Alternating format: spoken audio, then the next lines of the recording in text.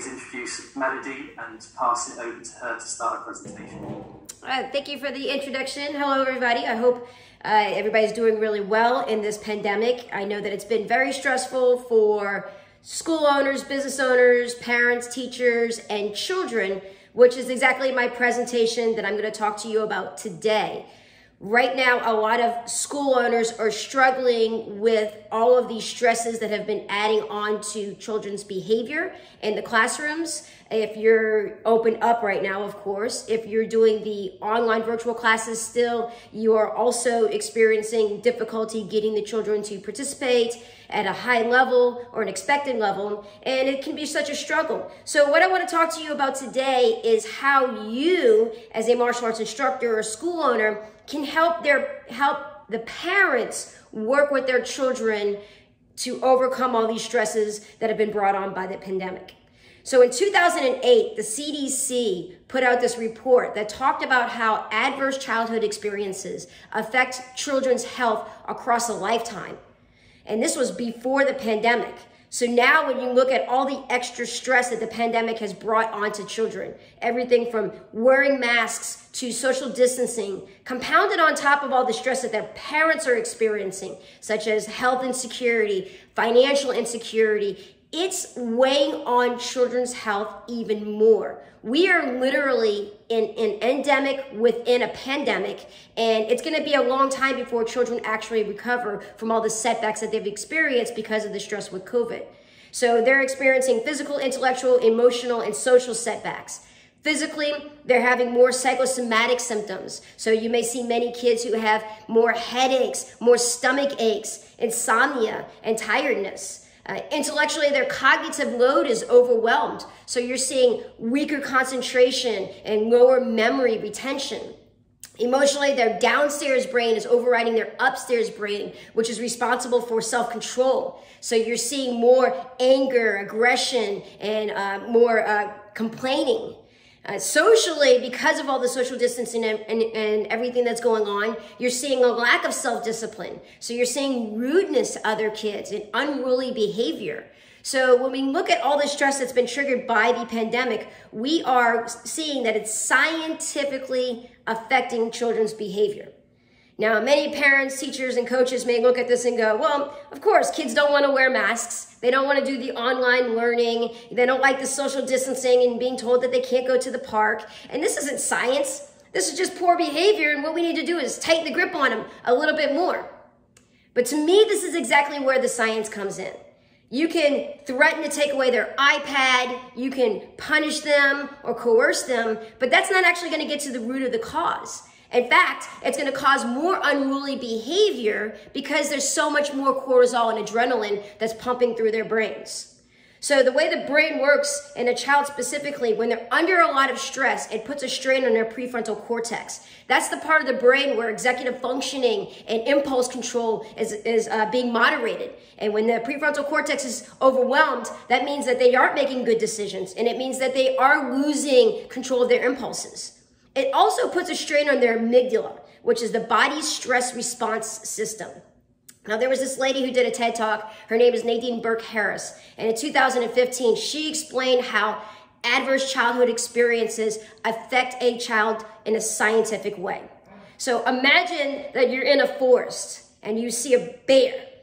Immediately, your hypothalamus sends a signal to your pituitary gland. It sends a signal to your adrenal gland. And it says, release the hormones, cortisol, adrenaline.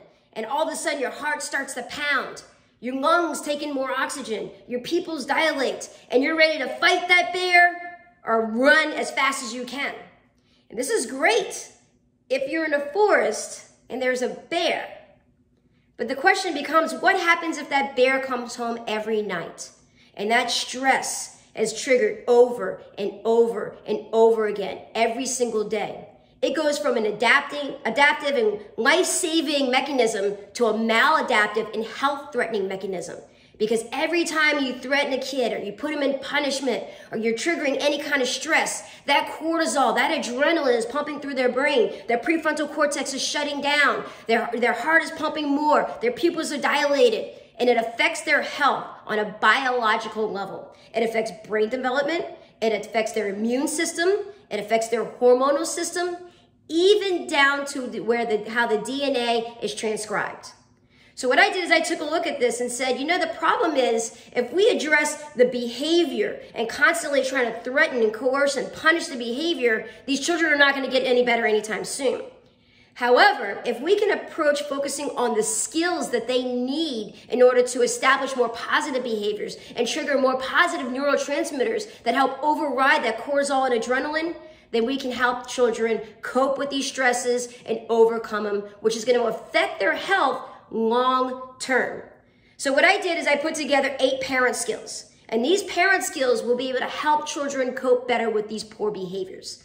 Now, when I go over this material, you have several options on how you can use it, okay? Number 1, you don't have to do anything at all. You could just be very mindful of these parent skills, and when parents come to you with issues and challenges, whether it's today or down the road when you're actually open, then you can give them some insightful feedback on how to help them work with their children in more of a positive manner versus saying, well, we'll just take away his belt, or we'll take away his stripe, or we won't let him test.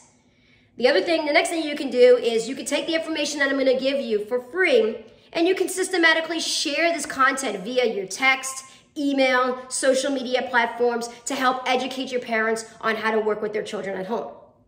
Idea number 3 is you can actually use this as a structured program in your school. Idea number 4 is you could take this and run a parent skills seminar where you bring the parents in, or you host a Zoom event and you educate them on these parent skills that will help them work with their children, especially now with all the stresses that have been triggered. I'm sure a lot of parents are experiencing so much unruly behavior, they just don't know where to go. And this parent seminar can be a great place to start. Or idea number 5 is you could actually bring in a social worker to help spearhead this program.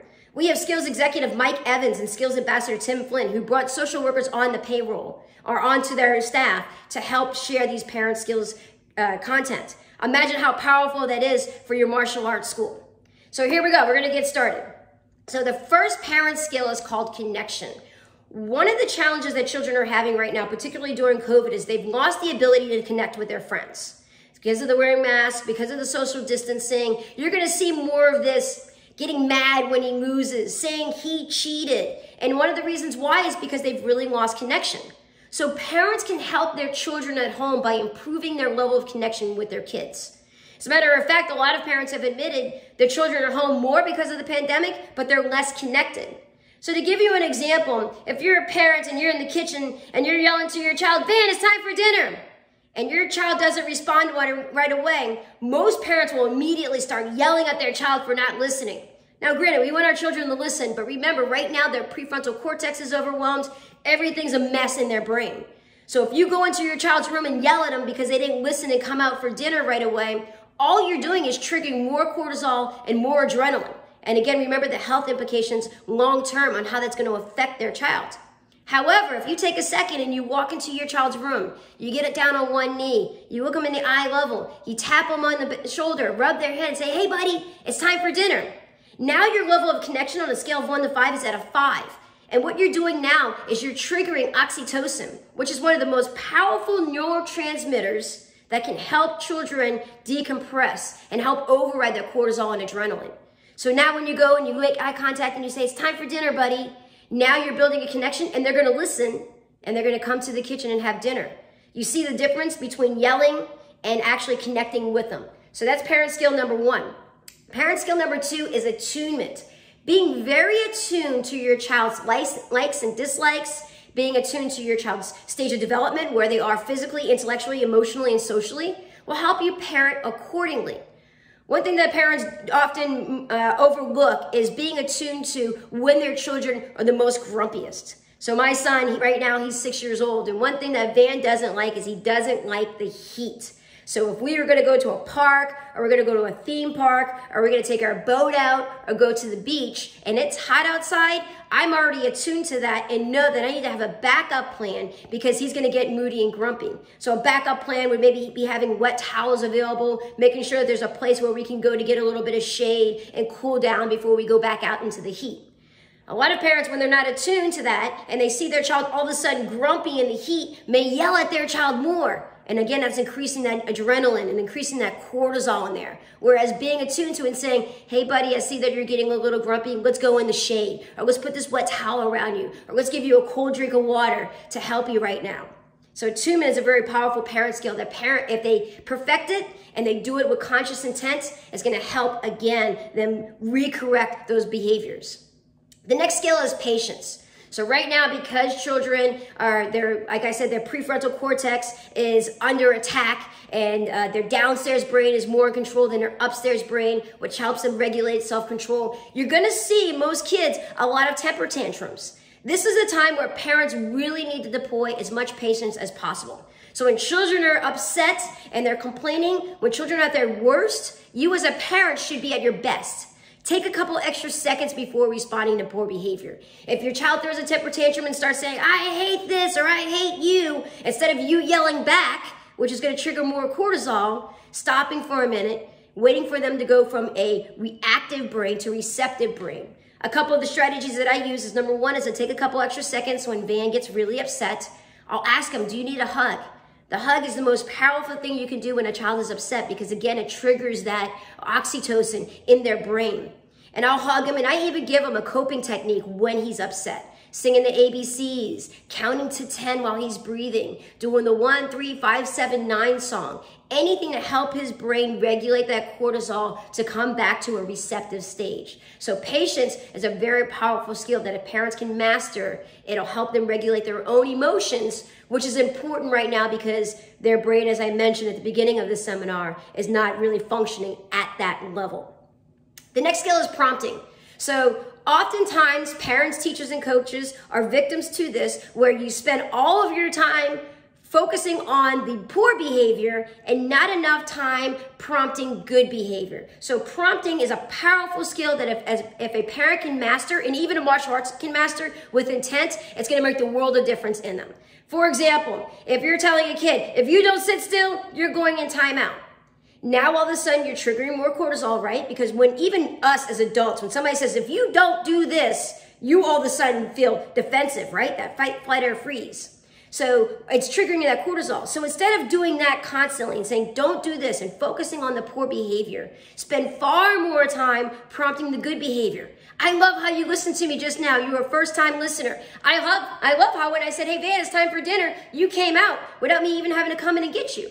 I love how when you played soccer, you tried your hardest. And spending 5 times complimenting your child to every 1 time criticizing your child, it's going to stimulate that dopamine in their brain, that anticipation of reward, and the serotonin, which is a satisfaction chemical. The more dopamine, oxytocin, serotonin, and endorphins that you can trigger in your child's brain, all those neurotransmitters can help regulate that cortisol and adrenaline. So spending more time prompting good behavior just makes sense. So instead of saying, if you don't sit still, you're going to get push-ups or you're going in timeout, triggering cortisol, associating sitting still with timeout, makes them not want to do it, versus, I love when you sit really still. Can you show me how to sit like a black belt? Now all of a sudden it's a dopamine, it's an anticipation of serotonin. Now they're attaching sitting still with a positive behavior. So prompting is a powerful skill that will help them regulate their own behaviors in a more positive manner, especially when you're catching them doing good behavior.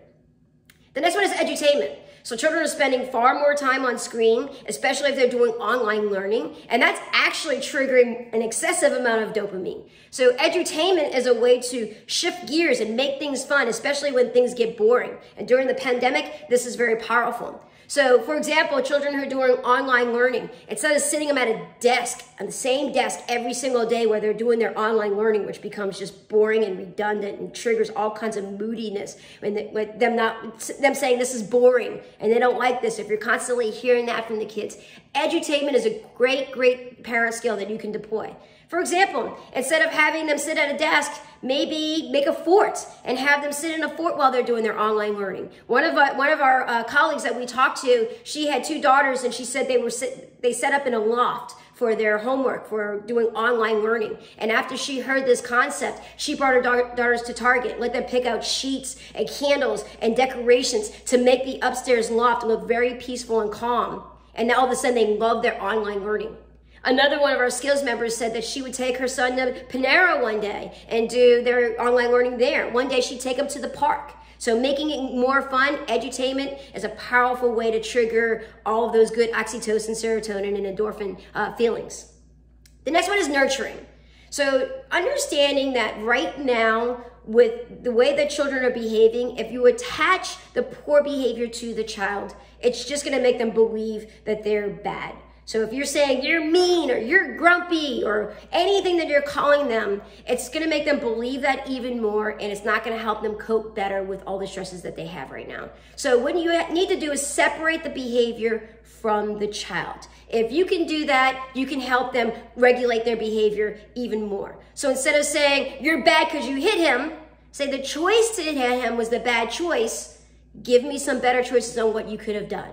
When you do that, it all of a sudden makes them not so reactive and fight or flight and more receptive to, you know what, that was a bad choice. Here are the better choices that I have. So nurturing behavior by separating the behavior from a child is one of the most powerful tools that you can use, particularly to help build more self-confidence. You know, right now, children are scared. Things are very different than a year ago. As a matter of fact, it was a year ago this week that things was the final week, at least here in the States, that things were actually normal. And then starting next week, it'll be a year when everything shut down. So being very nurturing during this time can help them get back to that normal behavior that you were once used to. The next skill is adaptability. So being an adaptable parent means being able to compromise your rules and helping your children feel empowered even when they don't get their way. You know, for example, if your child says, can I have marshmallows right now before dinner? And you say, no, you can't have marshmallows until after dinner.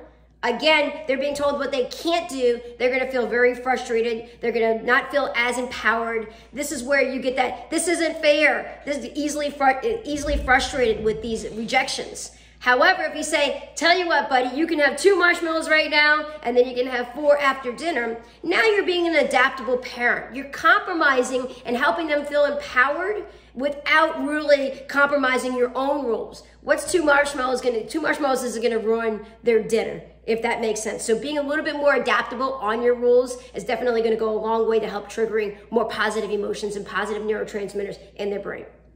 The final parent skill is consistency. So when you parent based on mood, then that's going to make them more rude. That's going to make them more aggressive as well. So if you're in a bad mood and you snap at your child, and where otherwise if you were in a great mood you wouldn't have, then that's inconsistent as a parent. So being consistent as a parent and parenting your child regardless of your mood is a very powerful tool. So even if you're at your worst mood, you're stressed, you're overwhelmed, you have so much going on, but you still talk to your child in that nurturing voice. You still deploy that patience, that attunement, that connection. That's going to help your children have more kindness because it's triggering all of those good feelings once again, which is, again, focusing on helping them be the best versions of themselves versus focusing on negative feelings, not just in your children, but in your own feelings as well. So here's what I want you to do. I want you to text parent skills, PARENTSKILLZ, all one word, to the number 26786. And you will get an automatic text message with a parent kit. This parent kit includes parenting blogs for each one of the skills that I just talked about, along with images, and even a parent workbook. So if you want to do that parenting seminar that I told you about, you could share that workbook with your parents. And helping educate these children is going to go a long way. Now, again, parent skills to 26786. However, if you are international, because I know that we're on the UK time schedule right now, we have people also tuning in from Australia, you can go ahead and email me for that. And that is Melody Johnson, MELODYJOHNSON, at skillzconnect.com. And that's SKILLZCONNECT.com. I'm not trying to sell you anything. This is all free content that I put together. I've done this presentation at MaskCon at Busch Gardens a couple weeks ago. I just did it for the Maya Super Show, Facebook Live, because I truly believe in helping children and that we can make a difference. Because right now, the stress that the pandemic has triggered on our children is so overwhelming that it's the most unaddressed health issue that we face today. Think about that. As I said, the CDC was talking about how adverse childhood experiences were affecting children's health across the lifespan. This was before the pandemic. This was in 2008. Imagine what it's doing to our children's health right now. But to me, this is very scary for parents and teachers, and it can be overwhelming, right? But to me, this is where the hope lies. Because with the right framework, when we realize that we're in an opportunity to help these parents and work with these children in a positive manner, we can make a difference. Now, some of you may be marginalizing this concept because you don't believe in the science of how the brain works with behavior. You may think that the parents won't participate in your content. But the people who do, the people who put intent and conscious effort into this and try their hardest to really help these parents work with their children in a positive manner, you can make a difference. You can go from a martial arts school to a child development center, to a child wellness center.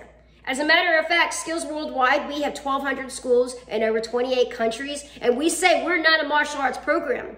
We are a child development program that uses martial arts as the vehicle to help children become the best versions of themselves physically, intellectually, emotionally, and socially. We've got a school in California who's literally sold out of their children's martial arts programs right now, and he is still shut down in California, but he is sold out through the pandemic because he is focused on this, helping children through this pandemic with these positive strategies. We have many schools all over the world that are using these strategies and making a difference. What kind of value does that add to your business if you do this with intent? The stress that's brought on by COVID is treatable. It's actually beatable, and it can start with us. So thank you. I hope this presentation inspires you and motivates you to really realize the opportunities that you have to help children and help parents become the best versions of themselves so that you can get through this pandemic without all the stress that's been triggered by the pandemic.